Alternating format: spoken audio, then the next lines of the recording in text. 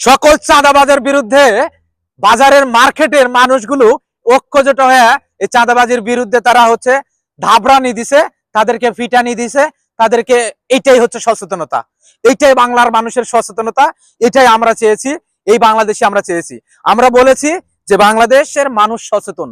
আমি শত শত ভিডিও বানাইছি যে বাংলাদেশের মানুষকে সচেতনতা বোধ তৈরি করতে হবে, সচেতন হতে হবে, এইটাই সচেতনতা। বাংলাদেশে কোনো চাঁদাবাজি, কোনো দলের ব্যক্তি চাঁদাবাজি করতে পারে না।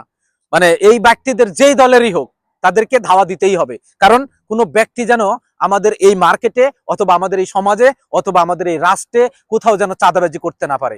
যদি আপনার সামনে কেউ চাঁদাবাজি করে এইভাবে মিলে 10 জনে ধাবরানি দিবেন, সব ঠিক হয়ে যাবে।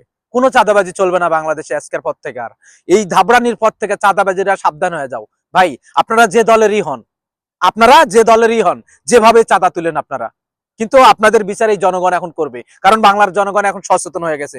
আমি সেলুট জানাবো, আমি রেসপেক্ট জানাবো, আমি ধন্যবাদ জানাবো বাংলাদেশের মানুষদেরকে, ব্যবসায়িকদেরকে, যেই ব্যবসায়িক নাকি তাদেরকে ধাওয়া দেয়া, পিটানি দেয়া বাজার থেকে তারা দিছে, মার্কেট থেকে তারা দিছে।